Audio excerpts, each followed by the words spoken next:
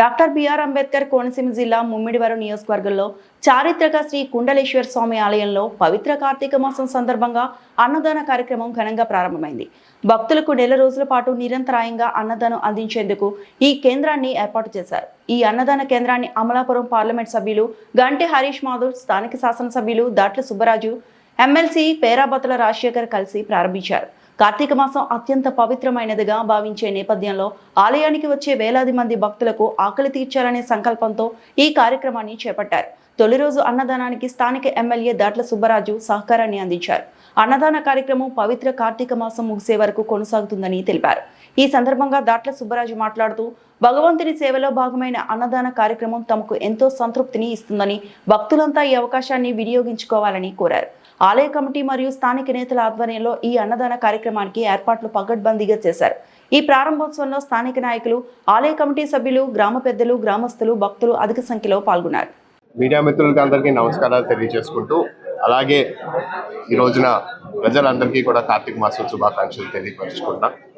ఈ రోజున మనం ప్రతిష్టంగా ముమ్మిడివరం నియోజకవర్గంలోని పాల్త్రికుండేశ్వరం స్వామి దేవస్థానంలోని స్వామివారిని దర్శించుకుంటూ, అలాగే ఈ రోజున ఈ గుడి పక్కన మన నాగు గారు అలాగే విలేకర్ రాజు గారు ఆధ్వర్యంలో ఇక్కడ భోజనాలు ఏర్పాటు చేయడం జరిగింది. గత సంవత్సరంలోని కూడా వాళ్ళిద్దరూ కూడా కలిసి ఇక్కడ ఉన్న భక్తులు వచ్చిన ఈ నెల రోజులు ఇంత పైన అవుతుంది. ఈ రోజులు అన్ని రోజులు కూడా భక్తులు వస్తున్న వాళ్ళందరికీ కూడా భోజనం ఏర్పాట్లు చేస్తూ వాళ్ళకి కూడా అన్ని విధాలుగా అందుబాటులో పెట్టు చాలా సౌకర్యంగా చేయడం జరిగింది. అదేవిధంగా ఈ సంవత్సరం కూడా వాళ్ళు మళ్ళీ మరొకసారి కూడా పెట్టారు.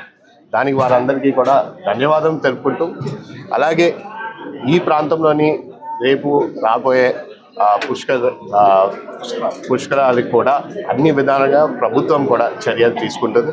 మీరు చూస్తున్నారు, గతంలోని కుండలేశ్వర స్వామి ఈ దేవస్థానంలోని ఇక్కడ చాలా వరకు ఏ విధంగా ప్రధానంగా 6 అంటే 5 లక్షల లోపు ఉన్న దేవాలయాలకి ఉండీలు లేదన్న జీవో ఉన్నప్పుడు, ఎందుకంటే 5 లక్షలు దాటింది కాబట్టి నా దృష్టికి మొన్న డిపార్ట్మెంట్ తీసుకొచ్చారు, పంతులు గారు కూడా వచ్చారు. అంటే పూర్వం నుంచి కూడా ఏంటంటే ఈ గుళ్ళో 4-5 భక్తులు వచ్చేవారు, అటువంటిది ప్రసిద్ధిగా అందింది కాబట్టి ఆ దేవాలయాన్ని ఇప్పుడు దాకా ఏదైతే మన బ్రాహ్మణులు ఉన్నారో వాళ్ళని పోషించకుండా రావడం, మన చాగంటి కోటేశ్వరరావు వచ్చిందో దీనికి మరింత దక్షిణ కాశీ ప్రసిద్ధి చెందడంలో ఇప్పుడు దినదినాభివృద్ధి అవుతుంది. కాబట్టి తప్పనిసరిగా డిబ్బీ సదుపాయం కూడా ఏర్పాటు చేస్తాం. అది కూడా కొన్ని ఇబ్బందులు ఉన్నాయి. లోకల్లో ఉన్న నాయకుల్ని, అదేవిధంగా ఇక్కడ ఉన్న బ్రాహ్మణుల్ని అందరినీ సంప్రదించి, డిపార్ట్మెంట్ని సంప్రదించి దానికి సరైన న్యాయం అందరికీ జరిగేలాగా, మరి ప్రభుత్వానికి కూడా ఇన్కమ్ రావాలి. ఎందుకంటే ఇప్పుడు ఇక్కడ అభివృద్ధి చేస్తున్నాం కాబట్టి ఇక్కడ నుంచి మరి చోర్స్ కూడా పెరుగుతుంది కాబట్టి ఆయనకి ఎటువంటి నష్టం జరగకుండా ఆ కుటుంబాన్ని పూర్వం నుంచి స్వామిని ఆస్వాదిస్తున్నారు కాబట్టి న్యాయం జరగకుండా తప్పకుండా ప్రభుత్వ లక్ష్యం ఏదో దిబ్బీని కూడా తొందరలో పెట్టిస్తాం. అందరికీ నమస్కారం. దక్షిణ కాశీగా విరాజిల్లుతున్న శైవక్షేత్రం కుండలేశ్వర గ్రామంలో ఈరోజు స్థానిక శాసనసభ్యులు ఎమ్మెల్యే గారి నాయకత్వంలో, అలాగే సోదరులు ఎంపీ గారు హరీష్ మాధవ్ గారి సారథ్యంలో, అలాగే ఏదైతే భాగ్యశ్రీ గారు మార్కెట్ కమిటీ చైర్మన్ గారు వారు ఇతర పెద్దలందరూ పాల్గొన్నారు.